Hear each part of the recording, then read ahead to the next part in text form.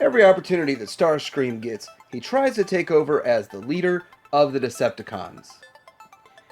He even gets a shot at leadership several times during the G1 animation series.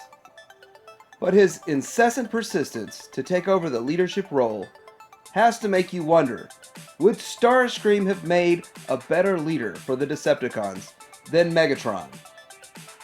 First thing to look at is he even smart enough to take on the leadership role and lead the Decepticons? Because you don't want the dumbest Decepticon leading your troops. By the way, put in the comments who you think the dumbest Decepticon is.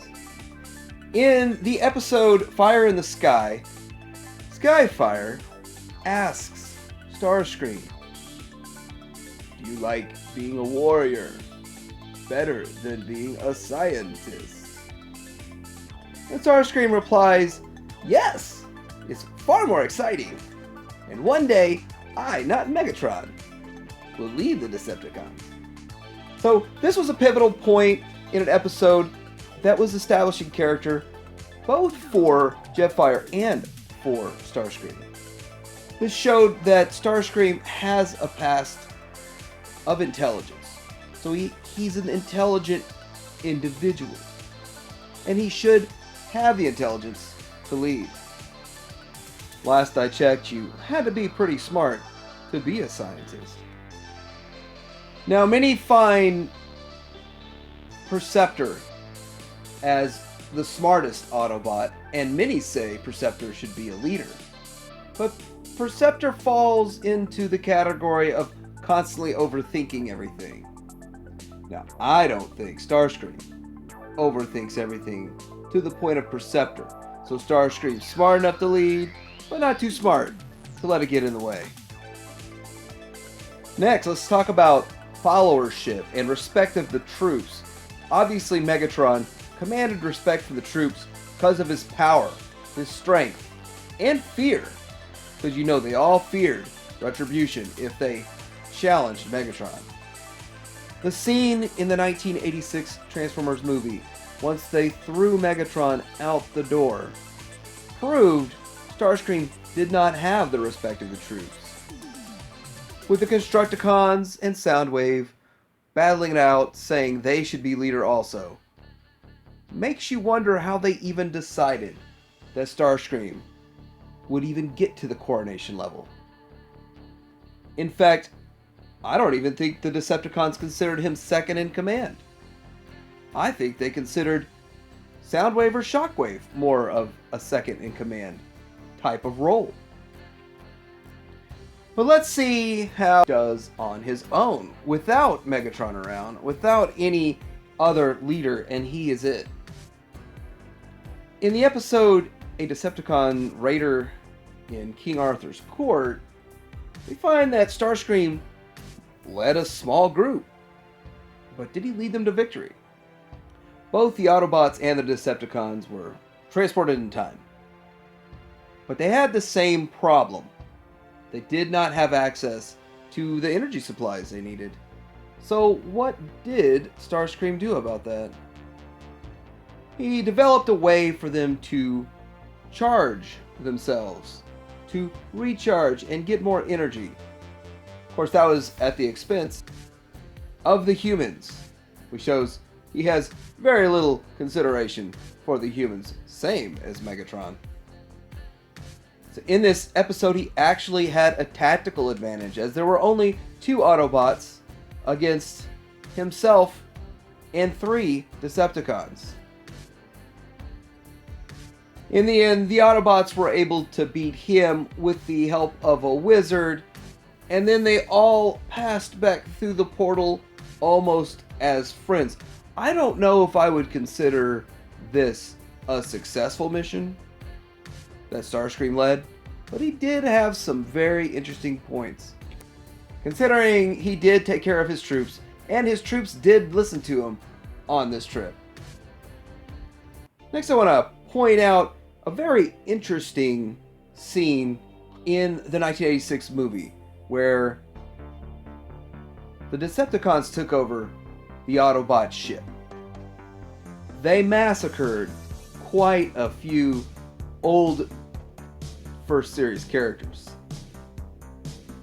But the interesting dynamic that plays out in here shows several things. First of all, Starscream wanted to talk down on the whole plan to Megatron. He claimed that taking over the ship was far easier than the real threat taking over the entire Autobot city. Now, this served as a couple of functions. It didn't say that Starscream wasn't smart enough to understand Megatron's whole plan. This was another chance for Starscream to take a shot at Megatron, to try to put a chip in his reputation in front of his crew. But also was a plot device to forward the story.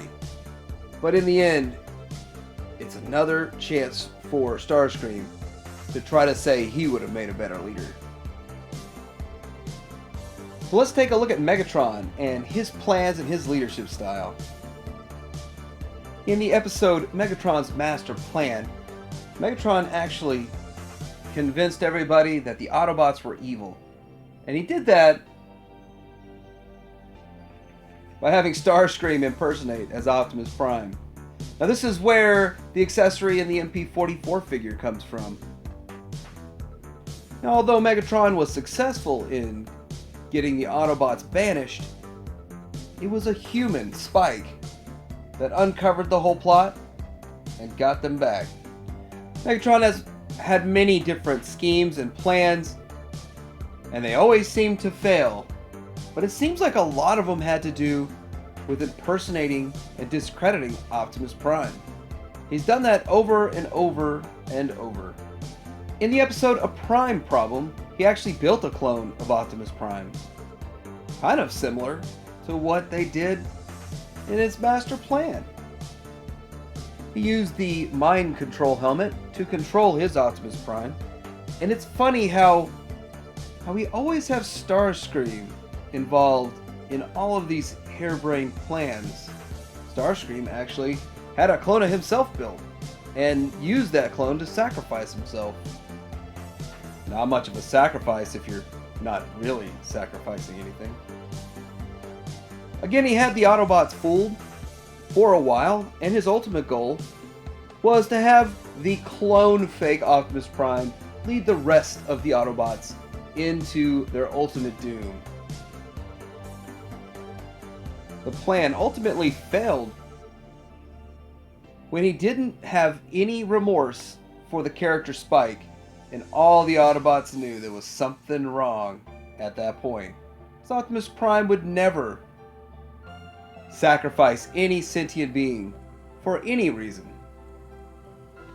Again, that mind-controlled helmet is included in every figure that seems to get sold in the Masterpiece line for Megatron. Of course, Megatron's plans had to fail, or else there would not be another episode. It would not further the story. It would be over after that. Well, he actually did have a plan that did work, and we already talked a bit about it.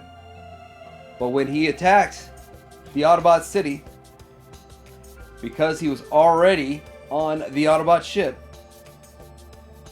he succeeded in wiping out the majority of the Season 1 cast. And he also was able to destroy the almighty Optimus Prime. All while having a naysayer looking on him and talking down to him and questioning his every move. Yes, Megatron was sick and twisted, but he was the best leader for the Decepticons in his day. Starscream may have been intelligent. Starscream may have had the drive and the determination, but he didn't have the followership of his crew. He didn't have the strength and courage to pull through.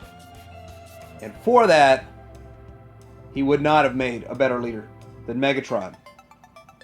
But do you think there would have been a better leader than Megatron? I want to hear about that in the comments. Please let me know your thoughts. Have you ever wondered why Starscream so adamantly wanted to take over as the leader of the Decepticons? And are there other G1 Toon questions that bother you? Like, subscribe, and Tidarium Hanger out.